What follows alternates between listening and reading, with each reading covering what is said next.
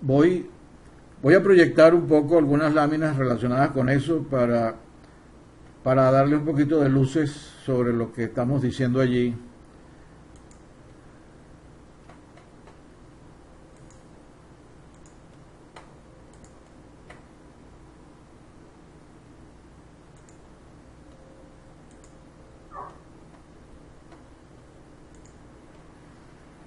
¿Todos ven mi pantalla? Sí, profe. Sí, sí, profe.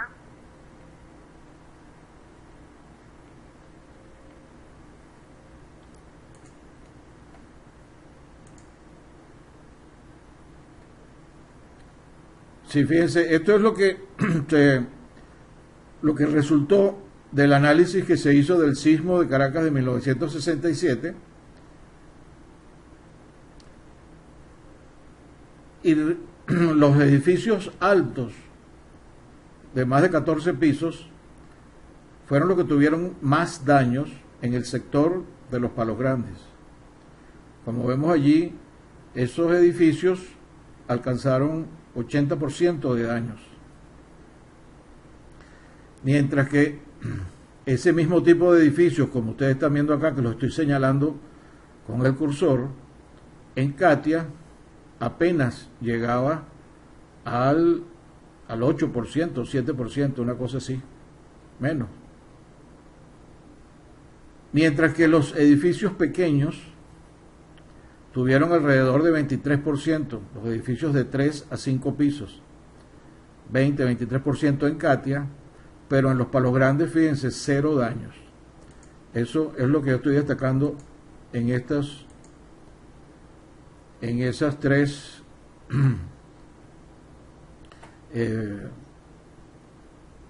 coloraciones que estoy poniendo allí, ¿no? Y eso quedó, digamos que como un dato a recordar siempre, ¿no? Que los edificios altos son los que más sufren en los sitios con espesor de suelo grande, y los edificios pequeños son los que más sufren en los depósitos de suelo que no son tan profundos. Y por eso nosotros hicimos ese estudio. Tomamos el sitio de Katia con 3 edificios y les aplicamos 12 terremotos con distintas características que ya nosotros los habíamos clasificado antes, ¿no? Algunos son muy severos y otros son menos severos. Y lo mismo hicimos, los mismos 3 edificios en la zona de los Palos Grandes, para ver qué pasaba, ¿no? Si siempre era el mismo resultado. Y lo que observamos es lo que ustedes están viendo, pues que fíjense que durante el sector fuerte del sismo se alcanza un nivel de daños, y luego que pasa el sector fuerte, en este caso que lo estamos dando como ejemplo para una edificación de 11 niveles, resulta que todavía sigue aumentando el daño a pesar de que la potencia viene bajando. Y esto es algo que nos intrigó un poco, ¿no? ¿Cómo es eso? Porque si la potencia, que es la que genera el máximo daño, mientras está actuando, después cuando ella viene bajando todavía se aumenta daño? Y fíjense que aquí, a pesar de que sigue bajando, aumenta todavía más el daño. Bueno, esto se debe a la forma en que están distribuidas las aceleraciones después que se pasa el sector fuerte, y que puede haber algunos picos de aceleraciones o algunos valores de aceleraciones que exceden el valor umbral de aceleración que está asociado con este máximo daño, que como vieron, vamos a poner esa lámina.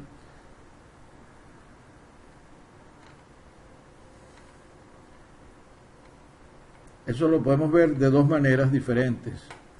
Una,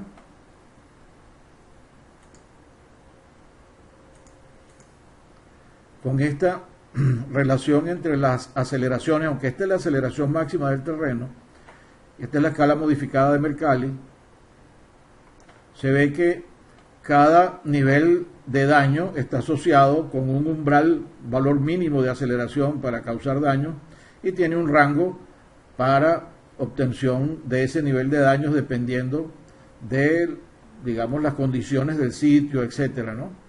Porque esto es una correlación bastante general. Hay otra manera de verlo que es, vamos a, ya va, en este que es el que quería mostrar. Otra manera de verlo es aquí con la curva de capacidad. Esta es el corte basal y esto es el desplazamiento. Este es el espectro, mejor dicho, el espectro modificado que permite desarrollar la curva de capacidad con un análisis de fuerza incremental que llaman pushover. Como vemos aquí, al principio es lineal, pero luego, entonces, a medida que va ocurriendo más daño, con un incremento más pequeño de aceleración, se obtiene un nivel de desplazamiento de la estructura mucho mayor. Y eso está asociado entonces con que hay un valor, como lo acabamos de decir allá, umbral, que va cambiando a medida que la edificación se va deteriorando, y que con un pequeño incremento por encima de ese valor se obtiene una acumulación de daño adicional, hasta que después llega el momento en que ya ocurre el colapso, ¿no? Entonces, la distribución de aceleraciones, vamos a poner un acelerograma cualquiera aquí, este mismo que hemos estado analizando en este trabajo bastante. Si definimos el sector fuerte, vamos a poner aquí el sector fuerte asociado con la potencia. Fíjense que hay valores, los máximos valores de las aceleraciones están contenidas dentro del sector fuerte, pero luego, dependiendo de las condiciones en que se tuvo el registro, puede haber picos de aceleraciones que son importantes. Y a esto es a lo que me refiero, porque una vez que se ha deteriorado las características resistentes del edificio, estas aceleraciones o estos niveles de aceleraciones que al principio no causaban tanto daño, al final sí representan un daño importante, o sí pueden causar un daño importante, que es lo que vemos entonces en ese último gráfico que estábamos observando, que era este, ¿no? Sí, era el primero.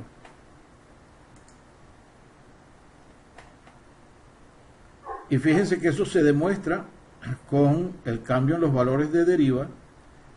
Aquí la deriva va aumentando, va aumentando, va aumentando, llega a un máximo, luego la deriva baja, y a pesar de que la deriva baja, luego incrementa cuando ocurre este salto aquí, y a pesar de que la deriva no era tan grande, ¿verdad?, había una acumulación de daño adicional.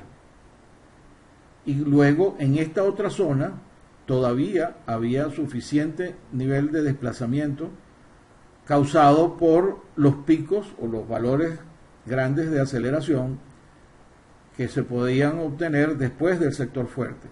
Y eso se repetía en todos los casos que estudiamos.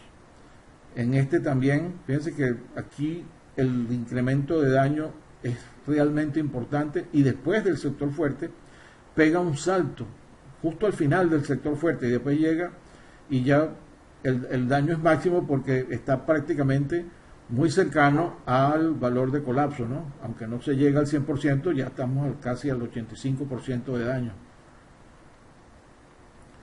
Y curiosamente, esto es lo que les quería mostrar. Lo que encontramos es que si hacemos un gráfico de potencia del sector fuerte contra el daño acumulado, fíjense que dependiendo del sismo, fíjense que todos estos niveles incrementales de potencia no causan prácticamente ningún daño. Pero para otros acelerogramas que tienen una distribución distinta de las aceleraciones, resulta que puedes obtener daños que llegan casi para este nivel, vamos a suponer que es 0,0203. Se puede llegar prácticamente desde 0 daños para un tipo de sismo hasta 100% en los perfiles poco profundos, que son los puntos azules. Y lo mismo para el perfil profundo. No hay diferencia. Puede ocurrir un tipo de daño o el otro. Y eso depende es de las condiciones y las características del sismo, no solamente del sitio. Porque tengan en mente una cosa, el factor que permite la amplificación del sitio es único. Y él es como una marca de fábrica. El sismo interviene de cierta manera porque el sismo cambia un poco el valor del amortiguamiento promedio del perfil. ¿Ok? Si el sismo es más fuerte, pues causa más amortiguamiento. Si el sismo es menos fuerte, hay menos amortiguamiento. Pero el efecto en general es que la característica del sismo en combinación con las condiciones del sitio son los que producen más o menos daños en las edificaciones. Esto es para las edificaciones de poca altura. Fíjense que en los palos grandes también se podría haber obtenido, que es un perfil profundo, 100% de daños, y lo observamos con algunos tipos de acelerograma. Para los edificios intermedios de 8 niveles, lo mismo. La variabilidad de la ocurrencia de daños es, digamos, importante, y nuevamente depende de la combinación de las dos cosas. No es solo del sitio, y fíjense que eso nos lleva a considerar una potencial modificación a las normas, porque las normas solamente se centran en describir las condiciones del sitio y parten de un espectro único base y lo modifican de acuerdo con las condiciones del sitio. Pero, como vimos, es la combinación del espectro de entrada, que no es único, porque aquí cada acelerograma tiene un espectro distinto de entrada, junto con las condiciones del sitio, son los que producen entonces la variabilidad de daños que se puede observar. Y para los edificios más altos, de 11 niveles, fíjense que también ocurre lo mismo. ¿Ok? Entonces, esto es un hallazgo relativamente bien importante, bien interesante, y es más o menos el centro de lo que queríamos indicar, ¿no? Lo mismo que la deriva, ¿no? La deriva generalmente nos indican que hay que calcular la máxima deriva, y la máxima deriva ocurre al final del sismo. Pues no siempre. Fíjense que aquí la máxima deriva puede ocurrir en cualquier momento entre el final del sector fuerte y el final del sismo, dependiendo de las características del sismo y de la distribución de las aceleraciones. Entonces, me pareció interesante que discutiéramos eso. ¿Tienen algún punto que quisieran destacar con relación a esto nuevamente? Quería indicarles esto otro también es muy importante.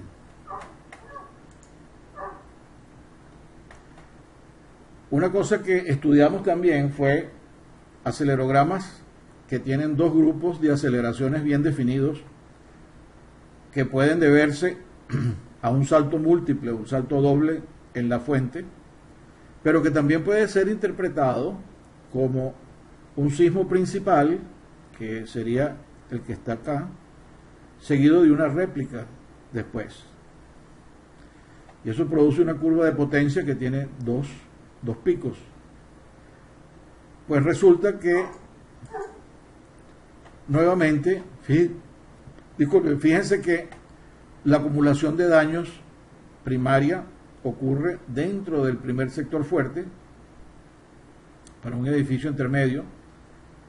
Después prácticamente, a pesar de que la potencia seguía aumentando, los daños se mantienen prácticamente constantes, y cuando llega el segundo grupo de aceleraciones, comienza a aumentar levemente, nuevamente se pasa al segundo sector fuerte, y es después del segundo sector fuerte cuando comienzan a acumularse en manera importante los daños en esta edificación en particular. Y en este caso llega también a niveles cercanos al 100%, al 90 y tanto por ciento de daño, ¿no? Y fíjense que la máxima deriva ocurre justo cuando está este último proceso de incremento de daños, pero es muy cercana al valor que se obtuvo cuando se detectaron los primeros daños importantes en la edificación. Esto explica un poco lo que significa, en este caso ocurre más o menos lo mismo, y esto nos viene a dar luces con relación a que un sismo que produce una cantidad de daños importante o significativa, pero la edificación no se cae. Sin embargo, está resentida porque tiene un nivel de daño acumulado. Cuando llega el segundo grupo de aceleraciones, puede llevarla, en este caso, fíjense que sí lo lleva prácticamente al nivel de colapso. Y entonces esto explica por qué una edificación que no se cayó durante el sismo principal, viene una réplica que puede ser inclusive de menor magnitud que el terremoto original, y sí lleva la edificación al colapso.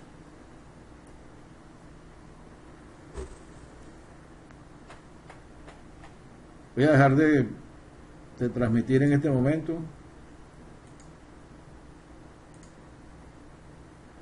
¿Qué comentarios tienen? ¿Alguien quiere comentar algo? ¿Me escucha? Sí, sí, perfectamente, adelante. Bueno, profe, con respecto a lo que usted comenta, ¿no? Que después de que pasa el sector fuerte de aceleraciones y el edificio se encuentra dañado, pues llega el segundo grupo y digamos que ya la edificación incrementa ya sus deformaciones para hasta llegar posiblemente al colapso, ¿no? Eso tiene que ver mucho con el grado de degradación del material que va sufriendo apenas incursiona apenas sufre el primer grupo de aceleraciones, que es la parte del sector fuerte que usted comentaba, ¿no? Y a partir de allí, pues cualquier aceleración, por mínima que sea, ya la edificación con un nivel de degradación importante, lo que es la parte de su material, todo lo que son sus elementos, pues tranquilamente puede fallar, ¿no? O en algunas ocasiones colapsar, ¿no? Entonces, me parece bastante interesante y bastante clara la idea que usted trata de transmitir, y creo que podemos ya tranquilamente interpretar sin ningún problema. Muchas gracias, Cecil. ¿Alguien más? Fíjense que yo, con el estudiante que estaba haciendo este trabajo, comentábamos que esto es como en el caso de una pelea de boxeo, en la que uno de los dos púgiles recibe un golpe que lo deja atontado y luego no se ha terminado de recuperar, aunque sigue parado, y viene entonces el otro púgil y le da un golpe que, aunque no necesariamente es tan fuerte como los que le daba al principio, lo termina noqueando. Es porque ya tiene un nivel de deterioro en su capacidad de resistir los golpes que lo llevan a una condición en que cualquier golpe adicional, cuando está en esa condición, sobrepasa su umbral de capacidad y se cae. Ese es el símil que le dábamos, ¿no?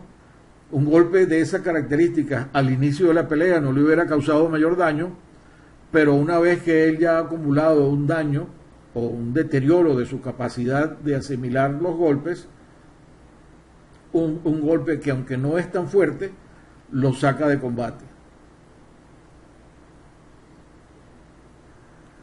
Ese fenómeno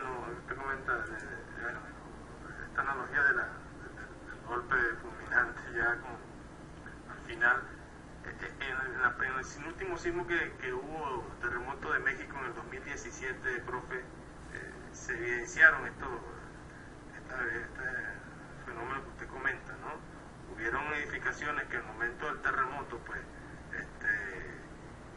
respondieron bien, se mantuvieron estables, ¿verdad? Pero ya más adelante, a las pocas horas, en muchas colonias de la Ciudad de México, pues se evidenciaba cierta desplomes, ¿no? El colapso de edificios, porque bueno, cualquier réplica, por más pequeña que sea, ya se caían los edificios, ¿no? Y la gente no se explicaba, no se cayó con el terremoto y ya 2 horas después se caen, ¿no? O sea, no se explicaban a veces el fenómeno y habla muy bien el tema que usted comenta, ¿no? Ahí un poco usted manifiesta allí. Sí, efectivamente, Cecil, hay alguien que citaba que la diferencia entre este tipo de análisis que hacemos nosotros para la resistencia de las edificaciones es distinta a lo que ocurre con la vacunación, por ejemplo. Si usted quiere hacerse inmune a una bacteria o algún tipo de virus, entonces a usted le inoculan un virus o una bacteria, digamos que debilitada, de tal manera que permita que su organismo haga la reacción necesaria y tenga la defensa. En nuestro tipo de análisis no es así, porque el daño acumulado es tal que le quita capacidad, pues no tienen los edificios un sistema un sistema inmunológico que les permita crecer en las defensas, sino lo que hay es un daño acumulado que cuando viene cualquier otro incremento en los niveles de aceleración lo va a deteriorar y lo va a terminar en algunos casos de llevar a una condición de desequilibrio. Vamos a ver, primero Luis Contreras y después Álvaro García. Adelante, Luis. Profe, con respecto a los temas, ¿no? Los conceptos que he hablado en esta conferencia, veo que hay conceptos interesantes que podrían complementar lo que es el diseño de disipadores de base en un edificio, ¿no? Esto ayudaría bastante, por lo menos, a amortiguar estos efectos. Digamos que cuando se va a analizar un edificio, se incluye el acelerograma, ¿no? Y se evalúa en un rango inelástico. Y vemos que se evalúa esta etapa, pero no se ve cuando cuando se evalúa los perfiles del suelo, veo estudios que no se evalúa esa etapa. Solamente diseñan los disipadores, agregan los acelerogramas, evalúan las derivas de la edificación, pero no veo que se estudia gran parte de la interacción suelo-estructura, ¿no? Digamos. Entonces veo que esta conferencia es bastante útil y podría complementar, ¿verdad? Esta etapa de la etapa 5. Sí, gracias Luis. En un momento comento. Vamos a darle la palabra ahora a Álvaro García. Adelante, Álvaro. Gracias, profesor y compañeros. Tengo una inquietud respecto a la explicación del comportamiento de la intensidad de áreas, que en el video dice que siempre es creciente, y la potencia, que la potencia llega a un máximo e incluso empieza a decrecer en el momento que terminan las aceleraciones más fuertes. Entonces me quedó como una duda respecto a por qué la intensidad de áreas es siempre creciente y después se vuelve asintótica. Muy bien, en un minuto atendemos ese aspecto. Álvaro, ¿tú querías volver a preguntar algo, Álvaro? ¿O ya diste tu inquietud?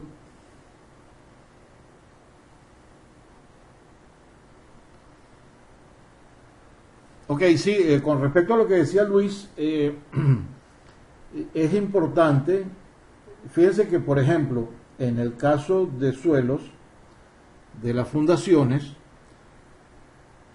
cuando hay dos tipos de fenómenos que uno quiere evaluar y estar seguro y no tiene una herramienta que los pueda evaluar los dos en forma conjunta, lo que generalmente, tradicionalmente se hace es, se evalúa la capacidad portante y luego se evalúan los asentamientos y se tienen que cumplir los dos.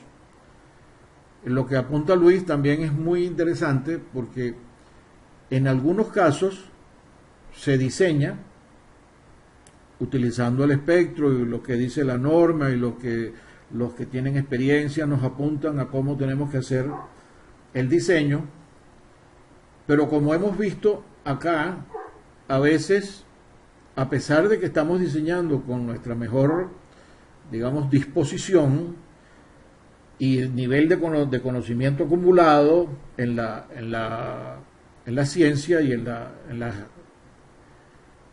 ingeniería estructural, la secuencia, como ocurren los daños, también puede ser importante. Entonces, es recomendable lo que dice Luis, bueno, haga su diseño, pero después chequee para algunas condiciones particulares que ese diseño está conforme a lo que usted espera que sea el desempeño de esa edificación y que no le vaya a ocurrir entonces con un sismo que usted espera que ella se desempeñe bien, resulta que por las condiciones del sismo, a pesar de que usted utilizó una forma espectral que era la adecuada, etcétera, resulta que se le siguen acumulando daños. Entonces es bueno tener eso, ¿no? Y que ustedes también lo sugieren en algunos casos cuando crean que es una edificación importante, que vale la pena hacer esos niveles de chequeo. Vamos a volver con la pregunta de Álvaro. Voy a hablarles un momento sobre la potencia, ¿no? Y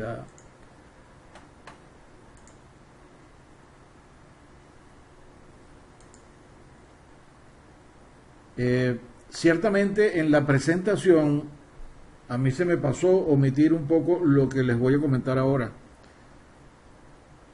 Y yo lo agregué después a la que ellos grabaron cuando me hicieron las preguntas el día de la presentación. Entonces aclaré ese aspecto que es precisamente el que está preguntando Álvaro. Fíjense, en una función armónica, vamos a estudiar primero una función armónica, cuando uno calcula la potencia, que es esta línea roja, estos puntos rojos, esta función que está en rojo, se ve que en la medida en que aumentan, si partimos de este punto, en la medida que aumentan los valores de las aceleraciones en la función principal o en la función de estudio, la potencia aumenta hasta que llega a un máximo. Después, cuando empiezan a disminuir los valores de las aceleraciones, entonces la potencia promedio, pues esto es una potencia promedio, recuerden, ¿no?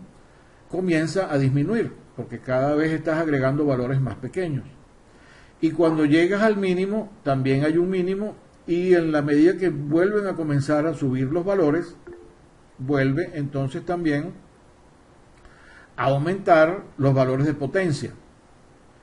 Sin embargo, como notamos en este gráfico, la intensidad es siempre creciente, porque recuerden que la fórmula de la intensidad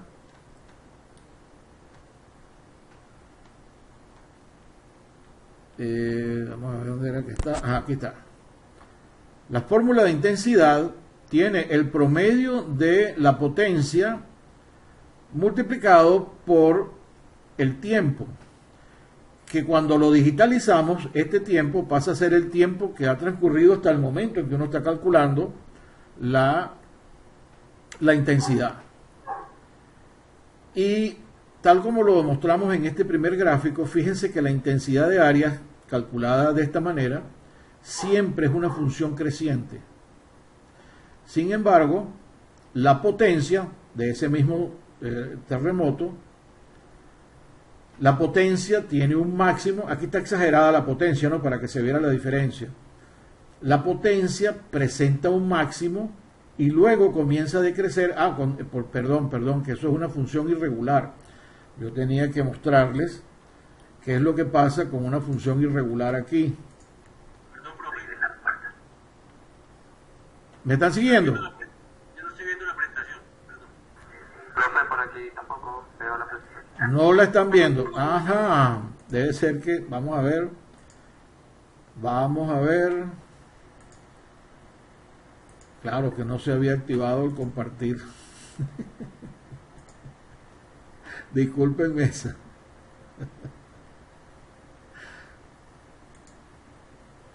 Vuelvo acá. Ahora sí.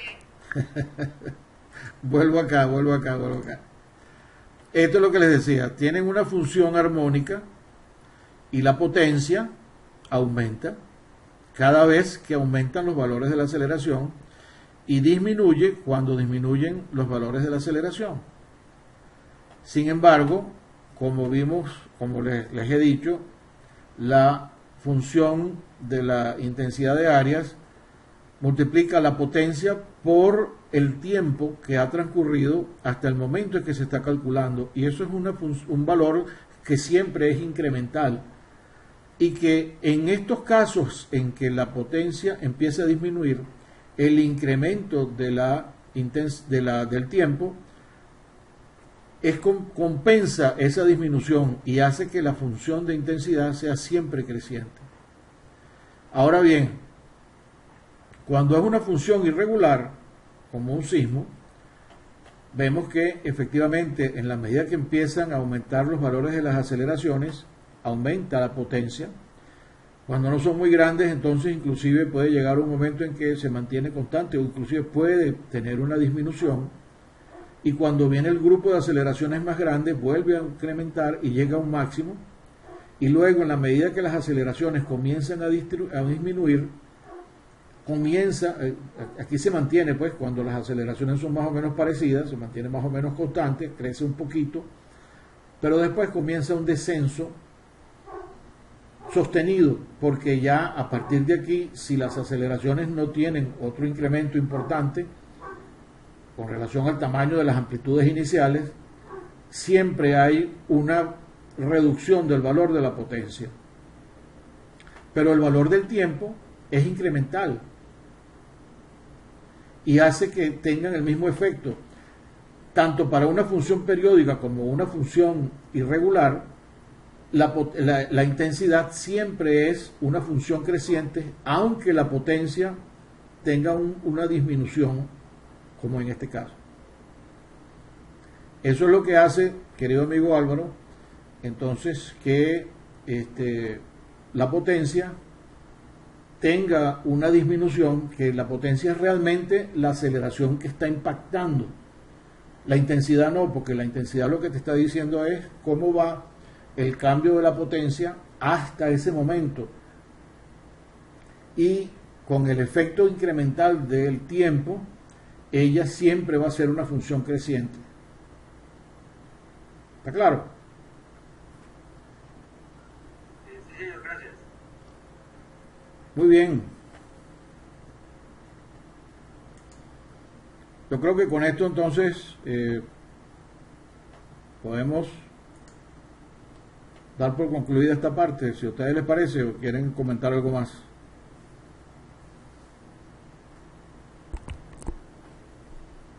Por mi parte todo bien, profe. Bastante interesante. Muy bien. Ahora vamos al caso. Bastante interesante la clase. Muy bien, muy bien. Esto es adicional, ¿no? Estas son cosas que ahora unen la sismogeotecnia con, como les dije, con la ingeniería estructural y la ingeniería sismo resistente. Que siempre hay cabos en los que no nos alcanzan a decir siempre todo lo que puede ocurrir, porque bueno, hay cosas que no se han estudiado a un nivel que permita dar todos estos matices que le estamos viendo ahora de estas cosas que pueden ocurrir, ¿no? Podría entrar en un tema de tesis, ¿verdad, profe? Sí, en efecto, esto fue el trabajo de grado de uno de los compañeros de ustedes que ya terminó, Miguel Moreno. Y bueno, ahora voy a ver qué cosas puedo tomar de aquí para también otro estudiante que quiera hacer su tesis doctoral ahí en la Universidad Católica, que abrieron ya el programa de doctorado. a ver si le podemos sacar jugo a esto. Un poquito más de jugo pues de lo que ya le hemos sacado. ¿Qué comentarios tienen o qué argumentos me pueden decir que tienen con relación al estudio de suelos de la asignación?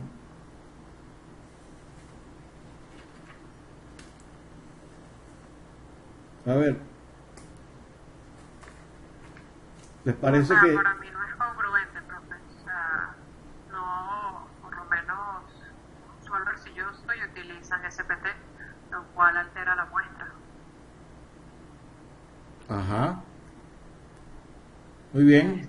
No hay gráfica, no vi las gráficas de granometría, por ejemplo, las cargas no están soportadas. Realmente son bastante cosas. Ajá, ¿quién más tiene comentarios? Muy bien, Angelimar.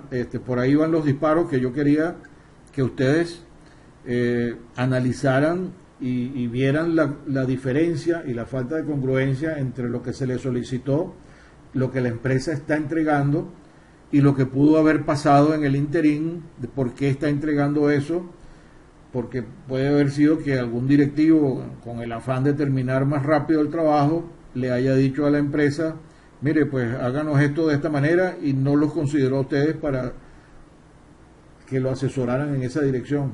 ¿Quién más tiene comentarios? Sí, de hecho, profe, a mí me parece que, además de lo que dice la compañera Yalimar, como ya lo habíamos conversado en la clase pasada, probablemente intentaron aplicar un fast track porque es un estudio que tiene demasiada información para una fase conceptual, entonces probablemente alguien de la directiva decidió hacer esto así para avanzar en la fase de construcción, pero ¿a qué costo también? Porque si el estudio no tiene todos los sustentos suficientes o no está congruente, como ya lo hemos visto, pues podría ocasionar problemas en la fase de construcción. Efectivamente, y en la muy buenos comentarios, los dos comentarios de las dos señoritas que han participado, digo señoritas, yo no sé si están casadas, ¿no? Yo, Angelimar sé que no, pero Vanessa no sé. No. Ah, bueno, las señoritas que han intervenido, o las ingenieros que han intervenido, es efectivamente el corazón de lo que yo quisiera que ustedes se llevaran y destacaran y tuvieran presente después cuando ustedes vayan a hacer sus interpretaciones de los estudios de suelos y la potencialidad que tiene cada estudio para poder alcanzar un nivel de ingeniería. Adelante, Luis. Sí, profe, yo vi el estudio del suelo bien detallado y por un momento pensé que podría ser congruente y adecuado, ¿no? Por la cantidad de información que tiene. Más que todo la parte de diseño de pavimento, porque yo diría, bueno, está aplicando un fast track, porque yo podría iniciar la obra con la parte de pavimentos, ¿no? El acceso al terreno y todo eso. Pero después me pongo a ver los estudios de campo, de laboratorios, y por lo menos hay ensayos que deberían hacer sí o sí obligatorios para esta etapa de construcción, ¿no? Que es una, digamos, entra en una etapa de detalle, entonces los conceptos deberían ser más precisos, y más para un tipo de industria como esta. Gracias, Luis. Adelante, Álvaro. Gracias, por pues a mí me parece que el estudio es bastante, pues primero extenso, me parece muy amplio en contenido, seguramente tiene falencias en aspectos técnicos, como pudiera ensayos sobre muestras inalteradas que no se ven y como dicen los compañeros, las cargas son estimadas, no se sabe de dónde salen las cargas. Pero obviamente este es un ejercicio que debemos de hacer y concluir cuál modelo de gestión como tal sería el más adecuado para el que se piensa implementar en el proyecto. Efectivamente, gracias, Álvaro. Adelante, Angelimar. Profe, yo lo tengo prácticamente listo. Fueron literalmente 2 páginas y ya, y creo que eso para mí es suficiente para sustentar todo. Eso está bien, ¿verdad? O sea, podría mandárselo mañana sin problema. O me extiendo más, aunque ya hablamos la clase pasada de que lo más concreto posible. Pero creo que en esas 2 páginas que yo coloqué el informe es más que suficiente. No sé si, ¿qué opina de eso? Sí, en efecto, lo que yo quiero es que sea claro y conciso, es decir, así como lo estamos hablando aquí, que traigan a colación los aspectos relevantes y destacar por qué es relevante, y eso es lo que yo quiero que ustedes hagan. No tenemos que ponernos a escribir un libro, ni mucho menos, ni a ponernos a justificar más allá de lo justificable, ¿no?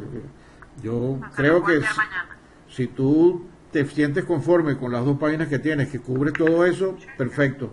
Totalmente. A ver, Vanessa, Correcto. adelante, Vanessa, que Bueno, profe, era más o menos algo parecido a lo que preguntó Yelmar, si lo enfocábamos más a un informe de un directivo, porque por lo menos yo veo a los directivos de la planta donde trabajo, son, como dice Yelmar, muy concisos. así es.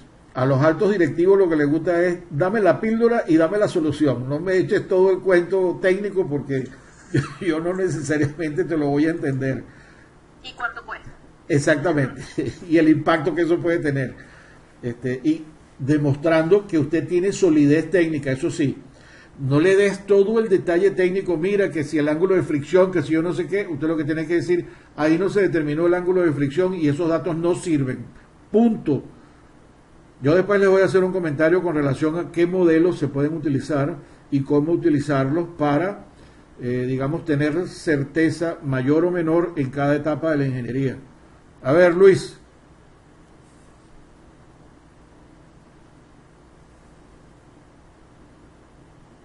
Luis Contreras. ¿Había levantado la mano? Sí, pensé que había activado el micrófono.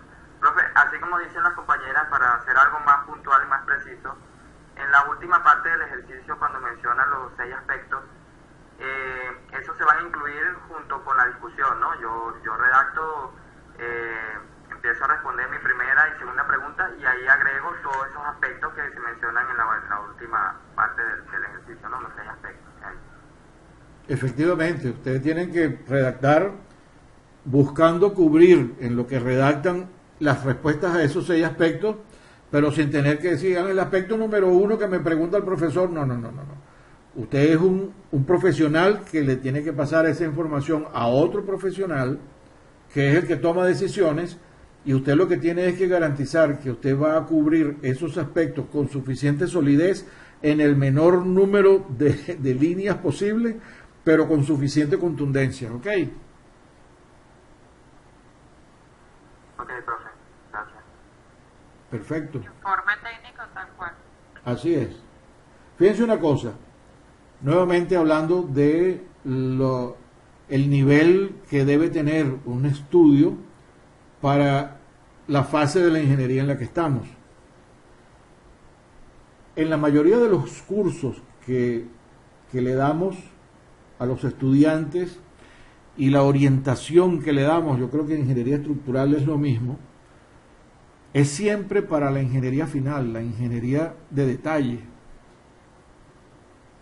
Y nos olvidamos de transmitirles de que tenemos 3 niveles de ingeniería que, dependiendo de las características del proyecto, pues van manejadas de una manera o van manejadas de otra. Es decir, por ejemplo, los organismos del gobierno como los ministerios, etcétera, vamos a suponer el de recursos hidráulicos, que a veces tiene que construir presas o plantas de tratamiento de agua, generalmente contratan o sacan un concurso de credenciales para buscar una empresa que sea competente para completar el diseño. Luego sacan otra que es, una vez que tienen el diseño final suficientemente sólido, sacan una licitación para la construcción. Ese esquema, que en la mayoría de los casos funciona bastante bien, tiene una limitante importante, que es que la empresa que hace el diseño no necesariamente maneja todos los conceptos de construcción y capacidades de construcción que tienen las distintas empresas que van a construir a posteriori. Y ellos lo hacen a su mejor entender, entre comillas, de lo que es la buena construcción. Yo he visto proyectos en los que la empresa que gana después la licitación viene con una serie de cambios al diseño porque ellos tienen una forma más eficiente de preparar lo que esta otra gente ha mostrado y les permite tener una ventaja competitiva para la construcción. Entonces, ese es, digamos, que el talón de Aquiles de ese tipo de contratación. En otros proyectos está el de ingeniería, procura en construcción. Me olvidaba comentarles que en estos casos la misma entidad del gobierno generalmente es la que hace las inversiones para tener la procura de los equipos importantes que se necesitan después para la construcción, que puede hacerlo a través de otra empresa o puede hacerlo a través de sus propios empleados que puedan hacer eso dependiendo de las características de los equipos y de las instalaciones que tienen que hacer. El otro tipo de contratación es a una sola empresa se le contrata la ingeniería, la procura y la construcción. Estos son los proyectos más grandes, son los proyectos en donde a veces la empresa que va a hacer la ingeniería, esta que está, digamos, a la cabeza, hace un consorcio con otras empresas que le permiten dinamizar todos los detalles que ellos no cubren, por ejemplo, en lo que es el diseño. En la mayoría de estas empresas de ingeniería, procura y construcción no tienen un grupo de ingenieros geotécnicos. Y ellos lo que hacen es que entonces contratan el estudio de suelos y en el estudio de suelos le piden a la empresa que hace el estudio de suelos que les dé recomendaciones. Eso me ha causado a mí muchos dolores de cabeza, me causó pues cuando yo estaba trabajando en esto y yo era el gerente de la parte de diseño, porque eso está bien para algunas etapas del diseño, pero para la ingeniería de detalles eso no puede ser. Yo tengo que esperar a que me den todos los datos de cómo van a ser las cargas y las características de las fundas, de los elementos que voy a fundar para poder hacer la ingeniería de detalles. Y mientras yo no tenga la información geotécnica, pues no lo puedo hacer. Y viceversa, mientras no esté la información geotécnica, a veces no se puede completar los análisis de interacción sobre estructuras que mencionaba Álvaro antes, y no se pueden tener las cargas reales con las que yo tengo que hacer el diseño. Entonces es un poco un juego circular en donde hay que saber en dónde saltar de él y saber de dónde tomar los datos, ¿no? Para terminar con esta parte, entonces lo que les quiero decir es que en general, también para obras grandes como las estructuras costa afuera, lo que se hace es que primero se hace el estudio geotécnico y luego se comparan los valores de lo que se está obteniendo con lo que existe en la literatura. Y eso permite, entre comillas, tener una orientación de si lo que se está obteniendo en el laboratorio y las características del suelo que tenemos en el sitio son buenas y son adecuadas y están dando bien los resultados del laboratorio. Nosotros hemos desarrollado un modelo que funciona un poco al revés, basados en las experiencias que tenemos de la interacción que hay entre todos los parámetros del suelo, que es súper conocida y todo el mundo hace uso de ellas. Propusimos un modelo de suelos que permite anticipar cuáles van a ser las características de diseño o los parámetros de diseño del suelo para poder afinar mejor los cálculos en las etapas iniciales en donde no tengo toda la información geotécnica, pero tengo los parámetros índices que me ayudan a obtener entonces esos parámetros, que es lo que se hace en los otros casos al final. Nosotros lo proponemos que se haga al principio y el modelo lo hemos probado. De hecho, Angelimar trabajó en la demostración de ese modelo en algunos casos particulares para arcillas. Ya lo hemos extendido también para las arenas con otros trabajos que hemos hecho con otros estudiantes y también sirve. Entonces, de esa manera podemos tener, con un modelo que sea probado de que funciona bien, unos buenos valores preliminares que después, en la medida que van saliendo los resultados del laboratorio, podemos validarlo o podemos irlo ajustando dependiendo de los valores que se van obteniendo hasta tener los datos finales sólidos para poder hacer la ingeniería de detalles. Y yo creo que ustedes me dirán si no es así, en la mayoría de los casos que ustedes han estudiado y de las materias que han estudiado, yo pienso que en ninguna les habían hablado de esta secuencia de ingeniería, procura y construcción y de la importancia que eso tiene. Entonces, bueno, eso era lo que yo quería comentarles. Yo había visto que tenían algunas manos levantadas, Angelimar y Vanessa, y no sé si Álvaro también tenía la mano levantada. ¿Quién quiere comentar algo más al respecto o decir algo con relación a lo que estamos conversando? Angelimar.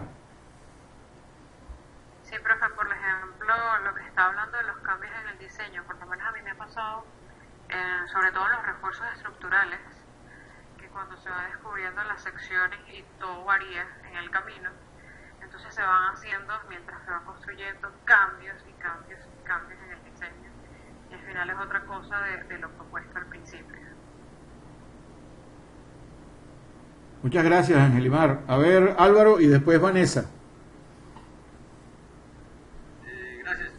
Lo que quería comentar es que yo trabajo actualmente con una entidad del Estado acá en Colombia, pues, y efectivamente el tema de planeación no se cumple efectivamente porque se montan los proyectos con el fin de gestionar recursos, pero el tema de ingeniería se incluye en la etapa de ingeniería como ingeniería básica como tal, ¿cierto? Pero la ingeniería de detalle la desarrollan después de que hacen la contratación de las obras y esto implica a veces sobrecostos, la programación no se cumple, hay muchos problemas que implica llevar un proyecto a ese nivel para después entrar a ajustarlo en la ejecución como tal de la obra.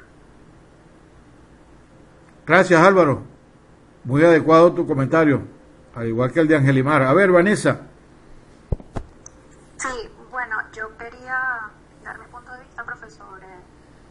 Bueno, lo que usted estaba comentando del IPC, que sí es un tema bastante delicado. Nosotros, después de varios, no lo llamamos ensayo de error, pero sí problemitas con esas fases de contratación, sí decidimos definitivamente que el que haga la ingeniería básica, incluso ahora la de detalle, incluso construya, porque sí se genera, cuando cambias de empresa entre la fase de ingeniería y construcción, genera, incluso las contratistas pueden aprovecharse, ¿no?, un poco de la situación y mira, eso no lo hicieron bien, no estoy de acuerdo con lo que hicieron, vamos a cambiar, y generaban cambios increíbles que obviamente había que debatirlos para poderlos sustentar.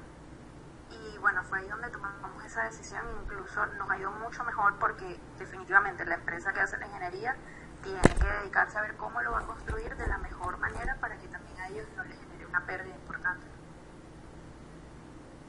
Efectivamente, Vanessa, muchas gracias por tu comentario, y eso era exactamente lo que yo quería destacarles y que se llevaran ustedes entonces como elemento fundamental del análisis que deben hacer para poder lograr la mayor eficiencia y el menor costo de lo que quieren hacer con la mejor ingeniería posible. ¿Ok? ¿Alguien más?